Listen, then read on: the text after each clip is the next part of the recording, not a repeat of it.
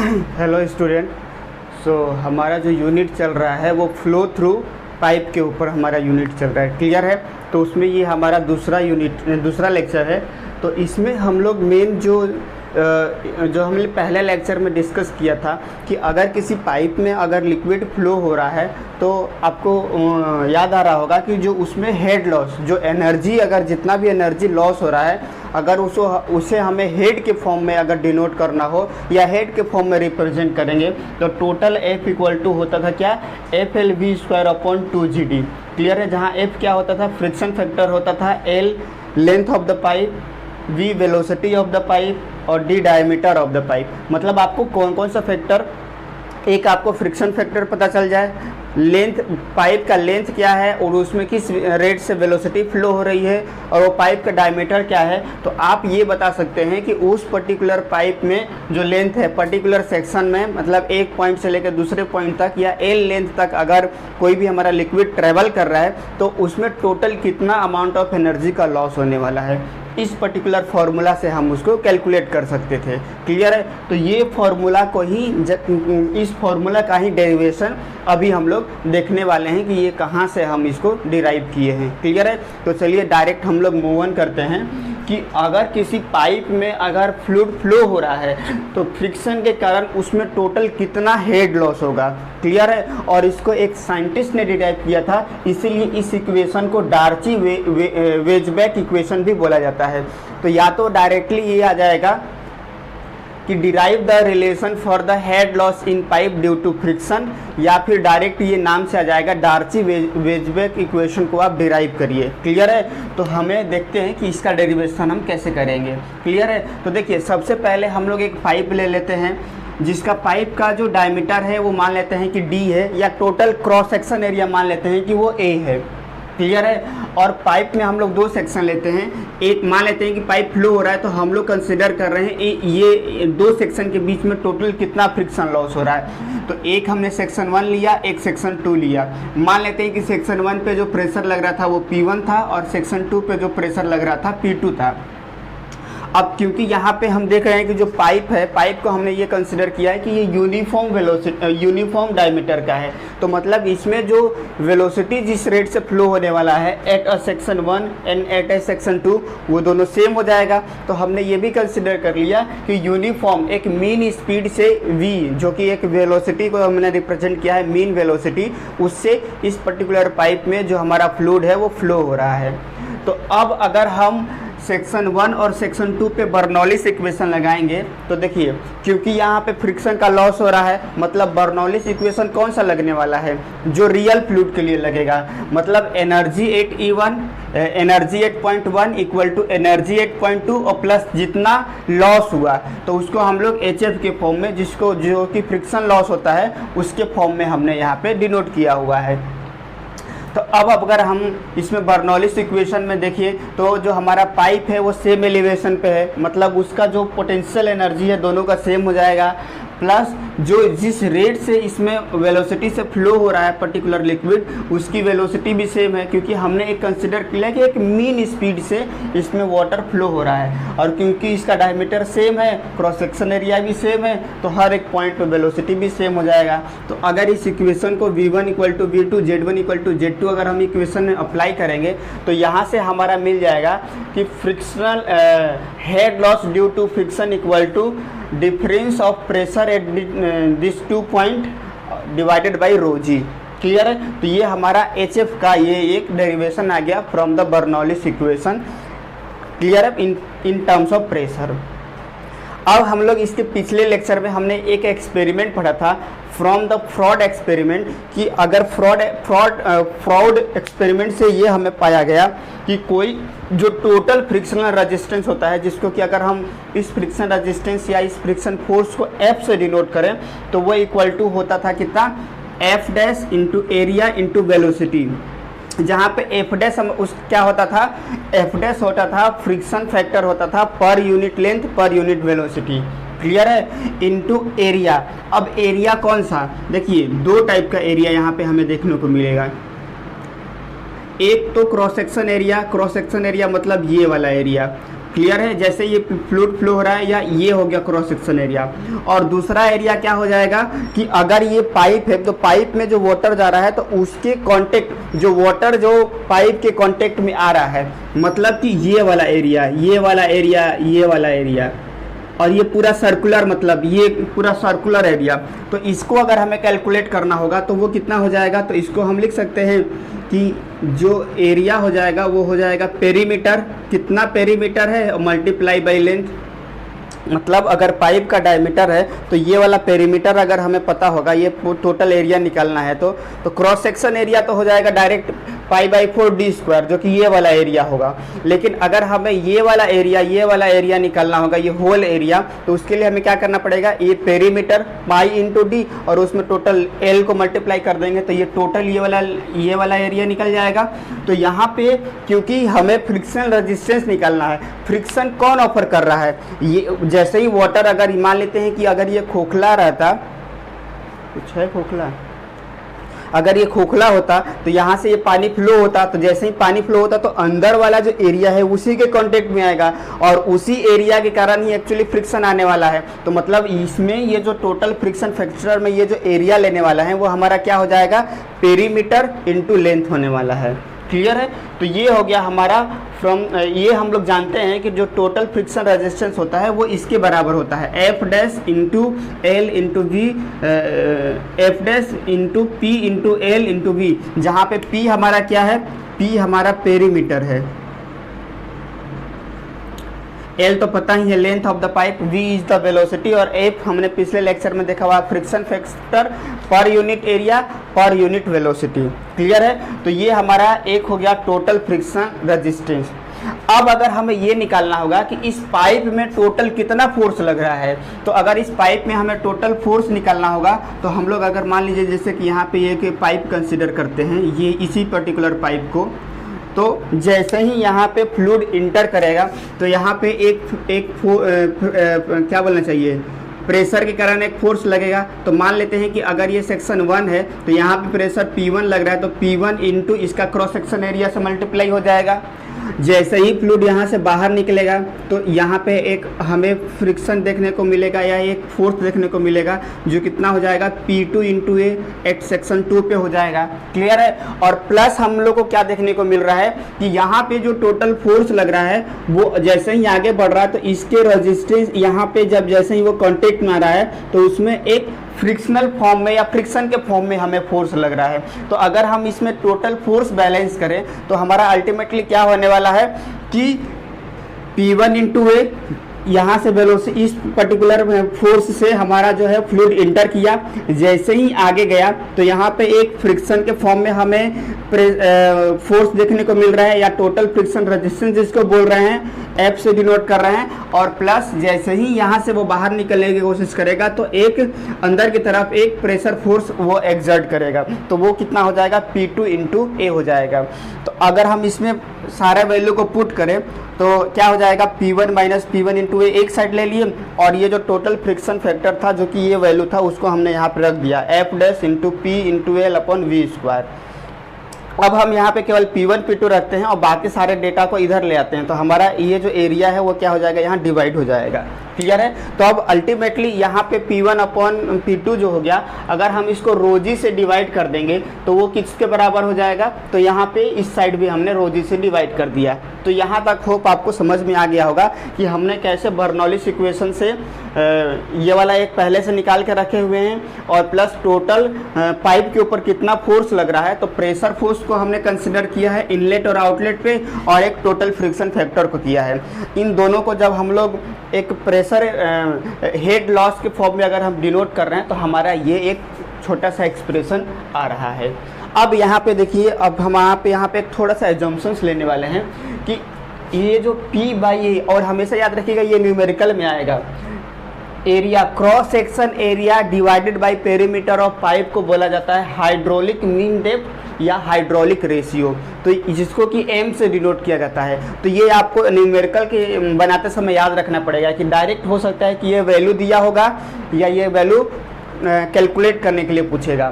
तो क्या हम लोग कैलकुलेट कर रहे हैं, ये जो एक्सप्रेशन में जो A by cross section area divided by जो पेरीमीटर आया है उसको हम लोग एम से डिनोट करेंगे, और इस एम को क्या बोला जाता है, हाइड्रोलिक मीन डेप्थ या हाइड्रोलिक रेशियो बोला जाता है, जो क्या होता है, cross section area of the pipe divided by perimeter of the pipe. तो अगर हम एक पाइप के बारे में, जो कि एक सिलेंड्रिकल पाइप है, अगर हमें उसके बारे में कैलकुलेट करना होगा तो एम की वैल्यू क्या हो जाएगा, तो देखिए पाइप के लिए हमारा क्रॉस सेक्शन एरिया क्या हो जाएगा, pi by 4 into D square, और पेरीमीटर क्या होता है, पाई इंटू डी। तो जब आप इसको सॉल्व करेंगे तो हम ये बोल सकते हैं कि एक सिलेंड्रिकल या क्रॉस सेक्शन, एक पाइप जिसका क्रॉस सेक्शन एरिया सर्कुलर है, उसके लिए जो हाइड्रोलिक रेडियस होता है या हाइड्रोलिक मीन डेप्थ होता है, उसकी वैल्यू कितना होता है, d/4 होती है। क्लियर है, ये कितना होता है, d/4 होता है। ठीक है, तो ये हो गया हमारा। तो इस पर्टिकुलर वैल्यू को ये a/p के जगह में इक्वेशन में हम लोग पुट कर देंगे। तो हम लोग P1/P2 अपॉन ρg को हम क्या लिख सकते हैं, अगर ये मान लेते हैं ये इक्वेशन नंबर 1 है, तो वहाँ से हम ये लिख सकते हैं HF equal to P1 - P2 upon ρg equal to F upon ρg plus P/A हमारा कितना हो जाएगा, 4/d, क्योंकि अपोजिट है, a/p हमारा d/4 आया, तो p/a हमारा क्या हो जाएगा, 4/d, इसका जस्ट अपोजिट हो जाएगा, इंटू l इंटू v हो जाएगा हमारा। ठीक है, अब हम इसको फर्दर अगर इसको कंसाइड करें तो क्या मिल जाएगा हमारा, 4f' v² अपॉन ρgd हमारा हो जाएगा। मतलब हमारा जो फ्रिक्शन फैक्टर है वो इस टर्म्स में आ गया, और ये फ्रिक्शन फैक्टर क्या है, एक्चुअली दो पर्टिकुलर पॉइंट पे प्रेशर का difference divided by weight density into divided by ρg है। अब यहाँ पे हम लोग थोड़ा सा रीअरेंज करते हैं, क्योंकि हमें कैसा निकालना था, f के फॉर्म में निकालना था। तो देखिए हम लोग क्या कर रहे हैं कि ये जो 4f अपॉन ρg है, 4f' अपॉन ρg है, इसको हम लोग डिनोट कर रहे हैं capital F divided by 2g के फॉर्म में। क्लियर है, जहाँ पे ये जो कैपिटल F होता है ये क्या होता है, डार्ची फ्रिक्शन फैक्टर इसको बोला जाता है। देखिए कभी कभी फ्रिक्शन फैक्टर भी बस बोला जाएगा और कभी कभी डार्ची फ्रिक्शन फैक्टर भी बोला जाएगा, तो ये चीज़ याद रखिएगा। तो यहाँ पे हम लोग ये जो टर्म्स है 4f' अपॉन ρg, उसके जगह में हम लोग पुट कर दे रहे हैं f अपॉन 2g। अब ये क्यों पुट कर रहे हैं, तो क्योंकि देखिए ये पर्टिकुलर जो एक एक्सपेरिमेंट डिराइव, ये पर्टिकुलर जो इक्वेशन जो है वो डिराइव किया है किसके द्वारा, डार्ची वेव अपने एक्सपेरिमेंट के थ्रू दिया है। तो जब उसने डिराइव किया था तो उसने डायरेक्ट ये जो 4f' अपॉन ρg की वैल्यू है, उसने एक फैक्टर दिखा, मतलब कि उसने ये देखा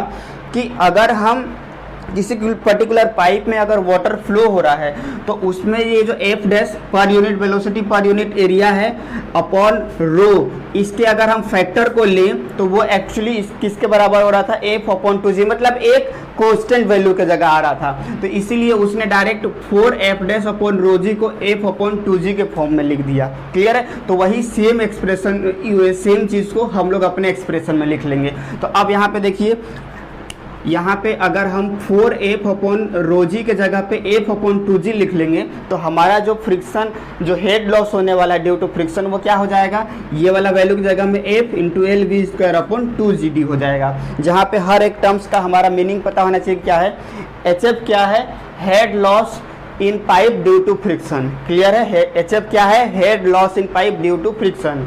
जहाँ कैपिटल F से जो डिनोट की है, ये क्या है हमारा, ये जो कैपिटल F है ये एक्चुअली हमारा, एक्चुअली देखिए ये जो वीडियो यहाँ पे जब हम डिस्कस कर रहे थे तो स्टॉप हो गया था, तो यहाँ पे आगे देखते हैं क्या हुआ है। ठीक, तो हमने यहाँ पे ये देखा था कि ये कैसे हमने एक फ्रिक्शन, ये जो इसको सॉल्व किए हैं तो यहाँ तक के वैल्यू आ गया है। उसके बाद हम लोग क्या कर रहे हैं कि ये जो 4f' अपॉन ρg है, इसके जगह में हम लोग फॉर्मूला में कैपिटल F अपॉन 2g की वैल्यू पुट कर रहे हैं। तो जब हम इसमें ये पुट कर लेंगे तो हमारा जो हेड लॉस हो जाएगा ड्यू टू फ्रिक्शन, वो हो जाएगा क्या, capital F into L v² upon 2gd हो जाएगा। क्लियर है, जहाँ पे यहाँ पे ये जो F रहेगा इसको क्या बोलते हैं हम लोग डार्ची फ्रिक्शन फैक्टर बोलते हैं। क्लियर है, और ये होल इक्वेशन को क्या बोला जाता है, डार्ची वेबबैक इक्वेशन बोला जाता है। क्लियर है यहाँ तक। अब देखिए, अगर इसी हेड लॉस में अगर ये एफ के जगह 4F आ जाएगा, तो ये जो 4F में ये वाला जो एफ रहेगा, इसको बोला जाता है coefficient of friction.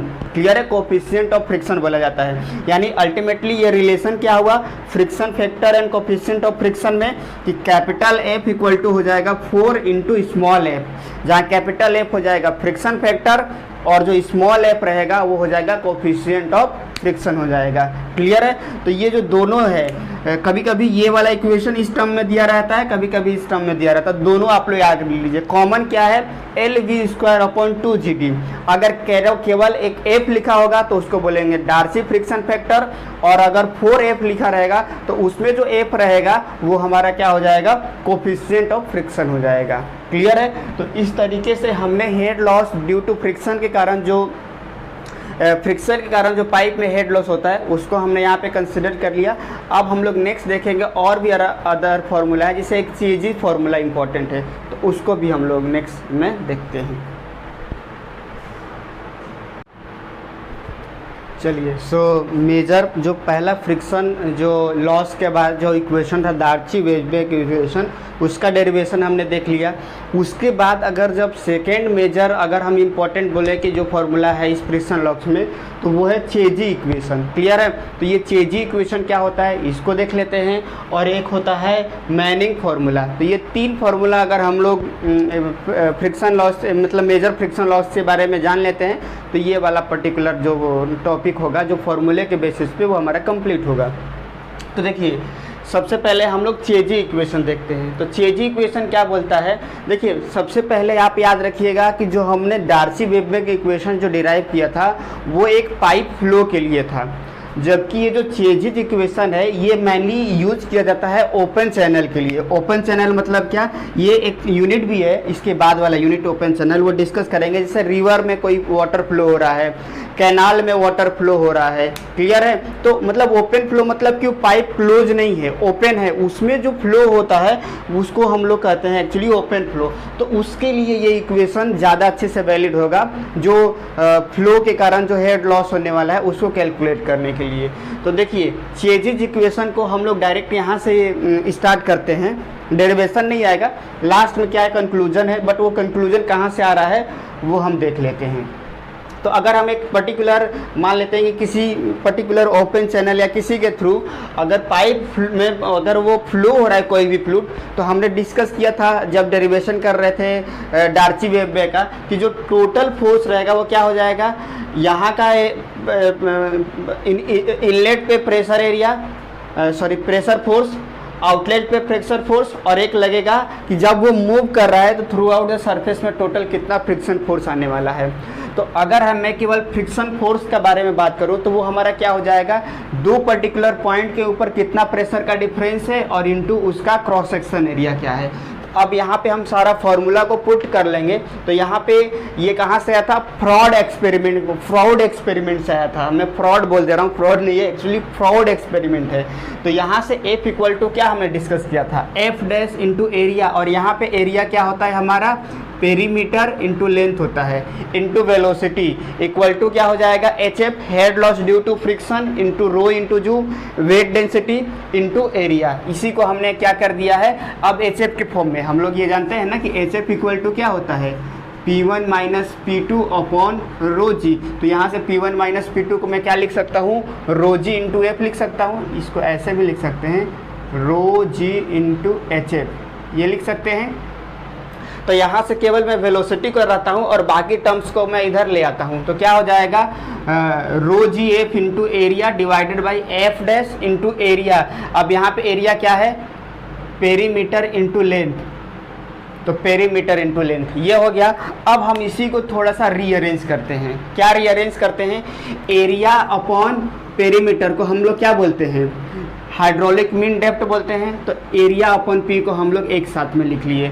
HF head loss upon length, head loss due to friction divided by length, इसको बोला जाता है हाइड्रोलिक ग्रेडियंट। याद रखिएगा, मतलब कि ये बताता है कि लेंथ के साथ ग्रेडियंट क्या बताता है, एक्चुअली स्लोप को बताता है। तो ये क्या रिप्रेजेंट करता है कि रिप्रेजेंट कर रहा है कि लेंथ के साथ पाइप के लेंथ के साथ कैसे हेड लॉस इनके मतलब कि कैसा हेड लॉस हो रहा है, उसका स्लोप कैसा है।